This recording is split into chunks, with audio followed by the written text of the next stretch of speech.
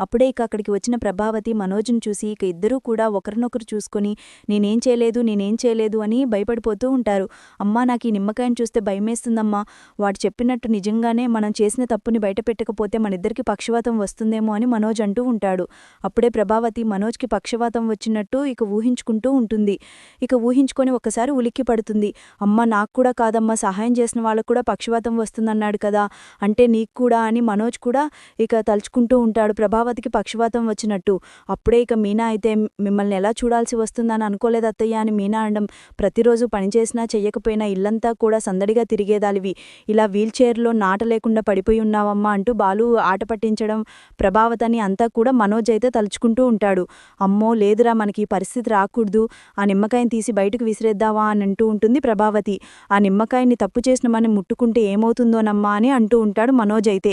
ఈ సమస్యకి పరిష్కారం కామాక్షియే తీరుస్తుంది అని వెంటనే ప్రభావతి కామాక్షికి ఫోన్ చేస్తుంది. అప్పుడే ఈ టైంలో ఫోన్ చేసావేంటో ధీమా అని కామాక్షి ఫోన్ లిఫ్ట్ చేస్తుంది. ఏం లేదు అదినా అని జరిగిందంతా కూడా చెప్పడంతో, అమ్మో బాలుగాడు అంత పని చేశాడా, నువ్వు ఆ నిమ్మకాయను ముట్టుకుంటే అక్కడే పడిపోతావేమో, నాకు తెలిసిన స్వామీజీ ఉన్నాడు, నేను అక్కడికి తీసుకువెళ్తే దానికి విరుగుడేమన్నా ఇస్తాడు అని అంటూ ఉంటుంది కామాక్షి. ఆ పని చేయ కామాక్షి, పొద్దున్నే వెళ్దాము అని ప్రభావతి అంటూ ఉంటుంది.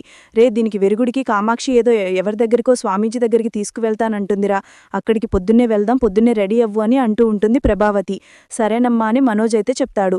ఉదయం అవ్వంగానే రోహిణి నిద్ర లేవకముందే మనోజ్ అయితే రెడీ అయిపోతూ ఉంటాడు. అది చూసిన రోహిణి, అదేంటి మనోజ్ ఇంత ఎర్లీగా లేచి రెడీ అయిపోయావేంటి అని అడుగుతూ ఉంటుంది. కాస్త పని ఉంది షాప్లో, అందుకని రెడీ అవుతున్నాను అని మనోజ్ అయితే చెప్తాడు. అలాగే బయట ఇక ప్రభావతి కూడా గుడికి వెళ్ళవస్తాను అండి అని అంటూ ఉంటుంది. అదేంటి ఇంత పొద్దునే గుడికేంటి అని అడుగుతూ ఉంటాడు సత్యమైతే. వీడో ఇంట్లో నిమ్మకాయని తీసుకువచ్చి పెట్టాడు, అది ఉన్న దగ్గర నుంచి నాకేంటో భయంగా ఉంది, అందుకే గుడికి వెళ్ళి అమ్మవారిని దర్శించుకొని వస్తాను అని ప్రభావతి అంటూ ఉంటే, తప్పు చేసిన వాళ్ళు కదా భయపడాల్సింది, మాకు లేని భయం మీకొక్కరికి ఎందుకు వస్తుంది అని అంటూ ఉంటుంది మీనా అయితే. ఏంటే నీ అసలు ప్రశ్నలు, నేను గుడికి వెళ్తున్నానంతే, రే మనోజ్ రా అని అంటూ ఉంటుంది. వాడెందుకు, ఇదేంటి వీడు కూడా పొద్దున్నే రెడీనా, నాకేదో ఎక్కడో తేడా కొడుతుంది అని అంటూ ఉంటాడు బాలు. తేడా లేదో ఏమీ లేదు, నాకు షాప్లో పని ఉంది, అమ్మ గుడిలో దీపెట్టమని చెప్పింది, అందుకే తీసుకువెళ్తున్నాను, నువ్వు రామ్మా అని ఇద్దరు గుడికైతే బయలుదేరతారు. మీనా నీకు కూడా ఏదైనా తేడా కొడుతుందని బాలు అంటూ ఉంటే, అవునండి అని మీనా కూడా చెప్తుంది. అప్పుడే ఇక కామాక్షిని తీసుకొని ఒక స్వామీజీ దగ్గరికైతే వెళ్తారు. అప్పుడే ఇక స్వామీజీ అయితే, ఏంటమ్మా మీ సమస్య అని అంటూ ఉంటే, మా ఇంట్లో నగలు పోయాయి, ఆ నగలు పోతే అవి ఎవరు తీశారా, వాళ్ళకి సహాయం చేసిన వాళ్ళు తీసిన వాళ్ళు పక్షవాతంతో పడిపోతారు అని ఒక మంత్రించిన నిమ్మకాయ తీసుకువచ్చి నా కొడుకు ఇంట్లో పెట్టాడు, ఆ నిమ్మకాయని చూస్తుంటే మాకు చాలా భయంగా ఉంది, ఈ సమస్యకి మీరే పరిష్కారం చూపించాలి అని స్వామీజీని అడుగుతూ ఉంటుంది ప్రభావతి. అప్పుడే స్వామీజీ అయితే, తప్పు చేసిన వాళ్ళు కదా భయపడాలి, అంటే ఆ నగలు మీరే తీశారా అని అడుగుతూ ఉంటాడు. అప్పుడే ఇక మనోజ్ అయితే, అంత కరెక్ట్గా ఎలా చెప్పారు స్వామి అని అడుగుతూ ఉంటాడు. నువ్వాగురా, అవును స్వామి, ఇప్పుడు మీరే ఎలాగైనా మమ్మల్ని కాపాడాలి, ఆ మంత్రించిన నిమ్మకాయని చూస్తుంటే భయమేస్తుంది అని అంటూ ఉంటుంది ప్రభావతి. అప్పుడే ఇక స్వామీజీ అయితే ఒక నిమ్మకాయనిస్తాడు. ఇచ్చి, ఇది ఆ నిమ్మకాయ ఉన్న చోట పెట్టండి, దాని పవర్ని ఇది లాగేసుకుంటుంది, మీకు ఎటువంటి సమస్య ఉండదు అని చెప్తాడు స్వామి. అప్పుడే ఇక ప్రభావతి ఆ నిమ్మకాయనైతే తీసుకొని డబ్బులివ్వమని చెప్తుంది మనోజ్ని. నిమ్మకాయకా అని అడుగుతుంటాడు మనోజ్. ఒరే తింగరిమరు కాదురా, స్వామికి డబ్బులివ్వు అని అంటూ ఉంటుంది ప్రభావతి. తర్వాత ఇక ఎవరూ లేని సమయంలో ఇక ప్రభావతి మనోజ్ అయితే ఇంటికి వస్తారు. ఇక ఇంటికి వచ్చి వెంటనే ఇంట్లో ఎవరూ లేని సమయం చూసి ఆ నిమ్మకాయ పక్కన స్వామి ఇచ్చిన నిమ్మకాయనైతే ప్రభావతి తీసుకువెళ్ళి పెడుతుంది. అలా పెట్టగానే ఆ నిమ్మకాయ జరుక్కుంటూ వచ్చి కింద పడిపోతుంది. అమ్మా ఇదేంటమ్మా, ఆ నిమ్మకాయ పవర్ని లాగేస్తుందని చెప్పారు కదా స్వామీజీ, మరి ఇదేంటి, ఆయన ఇచ్చిన నిమ్మకాయని అక్కడ పెట్టంగానే అదే కింద పడిపోయిందేంటమ్మా, నాకేంటో భయమేస్తుంది అని అంటూ ఉంటాడు మనోజ్ అయితే.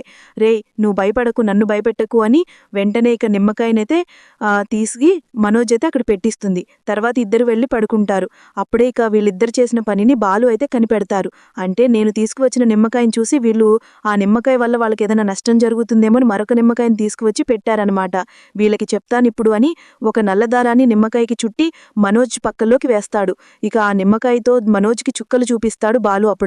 అప్పుడే ఇక నిమ్మకాయ అలా గాల్లోకి ఎగరడం అంతా చూసిన మనోజ్ అయితే ప్రభావతికి ఫోన్ చేస్తాడు.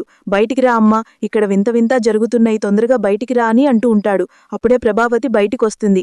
అమ్మా అసలేం జరిగిందంటే, నిమ్మకాయి అక్కడ ఉండవలసిన నిమ్మకాయ నా దగ్గరికి వచ్చి నన్ను పిలుస్తుందమ్మా, అలాగే గాలిలోకి కూడా నిమ్మకాయ ఎగిరింది, నాకు చాలా భయమేస్తుంది, వెంటనే 2 నిమ్మకాయలు తీసి బయట పాడేయి అని అంటూ ఉంటాడు మనోజ్ అయితే. అప్పుడే ప్రభావతి ఇంకా నిమ్మకాయలు తీసుకుని బయటికి వెళ్లేటప్పుడు ఇక లైట్లు వేస్తాడు బాలు. అందర్నీ కూడా నిద్రలేపుతాడు. అప్పుడే ప్రభావతి చేతిలో ఉన్న నిమ్మకాయల్ని చూసి సత్యమైతే నిలదీస్తాడు. ఇక నిలదీసిన తర్వాత చూసావా నాన్న, వీళ్ళే ఆ నగల్ని కొట్టేసింది. పైగా వీళ్ళిద్దరూ కూడా ఏమీ తెలియనట్టు భలే నటిస్తున్నారు మన ముందు అని అంటూ ఉంటాడు బాలు. బాలు, అసలేమైంది నీకు? మీ అన్నయ్య చెప్పాడు కదా వాళ్ళ ఫ్రెండ్ దగ్గర డబ్బులు తీసుకొచ్చానని చెప్పి అని అంటూ ఉంటుంది రోహిణి. అవునా, వాళ్ళ ఫ్రెండ్ దగ్గర తీసుకొచ్చాడా అని మనోజ్ ఫ్రెండ్నైతే తీసుకొస్తాడు బాలు. ఏంటి, వీడి దగ్గరేగా తీసుకొచ్చానని చెప్పావు, నీ దగ్గర మా అన్నయ్య డబ్బులు తీసుకున్నాడా, నిజం చెప్పు అని అడుగుతూ ఉంటాడు బాలు. అయితే నిజం చెప్పకపోతే ఇక్కడే నేను చంపి పాతేస్తాను అని అంటూ ఉంటే, లేదు నా దగ్గర ఏమీ మనోజ్ డబ్బులు తీసుకోలేదు అని అంటూ ఉంటాడు అతనైతే. అప్పుడే, ఇక విన్నావా నానా, వీడు తన ఫ్రెండ్ దగ్గర కూడా డబ్బులు తీసుకోలేదు, మరి వీడికి 4 లక్షలు ఎక్కడి నుంచి వచ్చాయో అడుగు నానా అని అంటూ ఉంటాడు బాలు. అప్పుడే ఇక సత్యమైతే మనోజ్ని చెంప పగలగొట్టి, ఎక్కడి నుంచి వచ్చారా నీకు, చెప్పు ఆ డబ్బులు ఎక్కడి నుంచి వచ్చాయని అడుగుతుంటాడు సత్యమైతే. అప్పుడే ప్రభావతి అయితే, అది ఏమైందంటే అని ప్రభావతి చెప్పబోతూ ఉంటే, నువ్వు నోరు మూసుకో, నోరు తెరిచావంటే మాత్రం బాగోదు అని అంటూ ఉంటుంది. ఇక మనోజ్ సత్యం కొడుతూ ఉండడంతో, నేనే ఆ నగల్ని కొట్టేశాను, ఆ 4 లక్షల కోసం ఆ నగల్ని నేనే తీసుకున్నాను, అమ్మే నాకు ఆ నగలిచ్చింది అని నిజాన్ని బయట పెడతాడు మనోజ్ అయితే. అది విని, చూసావా నాన్న, నా ఇంట్లోనే నేనెందుకు దొంగతనం చేస్తానని అమ్మ ఎంత గొప్పగా చెప్పింది, మీనా వాళ్ళ పుట్టింటి వాళ్ళ మీద నింద వేసింది, గిల్టి నగిలిచ్చి ఇక మీనా కారు కొందని ఇదిగో ఈ పార్లమ్మ కూడా మీనాను అవమానించింది, ఇప్పుడు మాట్లాడు పార్లమ్మ, నీ భర్తే ఆ నగల్ని తీసి అమ్మేసుకున్నాడు అని అంటూ ఉంటాడు మనోజ్ అయితే. అప్పుడే రోహిణి, ఈ విషయం నాకు నిన్ననే తెలిసింది అని రోహిణి అంటుంది. అంటే నీ భర్త నా నగల్ని అమ్మేశాడని తెలుసుకొని కూడా నువ్వు మౌనంగా ఉన్నావంటే ఏంటి దానికి అర్థం, అసలు మీకు బుద్ధుందా అని అంటూ ఉంటుంది మీనా. ఏంటే నోటికి వచ్చినట్టు మాట్లాడుతున్నావని పన్నీ ప్రభావతి మీనాని తిరిగి తిడుతూ ఉంటుంది. నోరు మూసు, అసలు దీనంతటికీ కారణం నువ్వు, ఏం జన్మే నీది, అసలు నువ్వు మనిషివేనా, ఇన్ని రోజులు నువ్వు మారుతావేమో అని ఎదురుచూశాను, ఇక నువ్వు మారేటట్టు కనిపించడం లేదు, ఇక జీవితంలో నేను మాట్లాడను, మీరిద్దరూ నా దృష్టిలో ఇక లేనట్టే అని ఊహించని నిర్ణయం తీసుకుంటాడు సత్యం. చూశారుగా ఫ్రెండ్స్, రాబోయే కథలో ఖచ్చితంగా ఇలాగే జరగబోతుంది. మరి ఇలాగే జరగాలని మీరైతే కోరుకుంటున్నారా? అయితే వీడియోని తప్పకుండా లైక్ చేసి ఛానల్ని సబ్స్క్రైబ్ చేసుకోండి. హాయ్ ఫ్రెండ్స్, ఈరోజు సీరియల్ ఎపిసోడ్కి స్వాగతం. ముందుగా మన మధు రివ్యూస్ తెలుగు ఛానల్ను సబ్స్క్రైబ్ చేసుకోండి. ఇక మన ఈరోజు సీరియల్ను మొదలు పెడదాం. మనోజ్ ఫ్రెండ్ మణికంఠను తీసుకువచ్చి మనోజు ప్రభావతి ఆడుతున్న నాటకాన్ని బయటపెట్టిన బాలు ట్విస్ట్ అదిరింది. అసలు ఇదంతా ఎలా జరగబోతుంది అనేది వీడియోలో తెలుసుకుందాం. మనోజ్ అయితే దేవుని మందిరంలో ఉన్న నిమ్మకాయను చూసి భయపడిపోతూ ఉంటాడు. అప్పుడే ఇక అక్కడికి వచ్చిన ప్రభావతి మనోజ్ను చూసి ఇక ఇద్దరూ కూడా ఒకరినొకరు చూసుకొని నేనేం చేయలేదు అని భయపడిపోతూ ఉంటారు. అమ్మా, నాకు ఈ నిమ్మకాయను చూస్తే భయమేస్తుందమ్మా, వాడు చెప్పినట్టు నిజంగానే మనం చేసిన తప్పుని బయటపెట్టకపోతే మనిద్దరికి పక్షవాతం వస్తుందేమో అని మనోజ్ అంటూ ఉంటాడు. అప్పుడే ప్రభావతి మనోజ్కి పక్షవాతం వచ్చినట్టు ఇక ఊహించుకుంటూ ఉంటుంది. ఇక ఊహించుకొని ఒక్కసారి ఉలిక్కి పడుతుంది. అమ్మ, నాకు కూడా కాదమ్మా, సహాయం చేసిన వాళ్ళకు కూడా పక్షవాతం వస్తుందన్నాడు కదా, అంటే నీకు కూడా అని మనోజ్ కూడా ఇక తలుచుకుంటూ ఉంటాడు ప్రభావతికి పక్షవాతం వచ్చినట్టు. అప్పుడే ఇక మీనా అయితే, మిమ్మల్ని ఎలా చూడాల్సి వస్తుందని అనుకోలేదు అత్తయ్య అని మీనా అనడం. ప్రతిరోజు పనిచేసినా చెయ్యకపోయినా ఇల్లంతా కూడా సందడిగా తిరిగేదాలివి, ఇలా వీల్ చైర్లో నాట లేకుండా పడిపోయి ఉన్నావమ్మా అంటూ బాలు ఆట పట్టించడం ప్రభావతని అంతా కూడా మనోజ్ అయితే తలుచుకుంటూ ఉంటాడు. అమ్మో లేదురా, మనకి ఈ పరిస్థితి రాకూడదు, ఆ నిమ్మకాయని తీసి బయటకు విసిరేద్దావా అని అంటూ ఉంటుంది ప్రభావతి. ఆ నిమ్మకాయని తప్పు చేసిన మనం ముట్టుకుంటే ఏమవుతుందోనమ్మా అని అంటూ ఉంటాడు మనోజ్ అయితే. ఈ సమస్యకి పరిష్కారం కామాక్షియే తీరుస్తుంది అని వెంటనే ప్రభావతి కామాక్షికి ఫోన్ చేస్తుంది. అప్పుడే, ఈ టైంలో ఫోన్ చేసావేంటో ధీమా అని కామాక్షి ఫోన్ లిఫ్ట్ చేస్తుంది.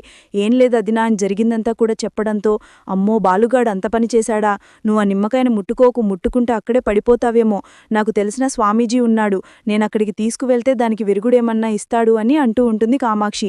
ఆ పని చేయి కామాక్షి, పొద్దున్నే వెళ్దాము అని ప్రభావతి అంటూ ఉంటుంది. దీనికి విరుగుడికి కామాక్షి ఏదో ఎవరి దగ్గరికో స్వామీజీ దగ్గరికి తీసుకువెళ్తానంటుందిరా, అక్కడికి పొద్దున్నే వెళ్దాం, పొద్దున్నే రెడీ అవ్వు అని అంటూ ఉంటుంది ప్రభావతి.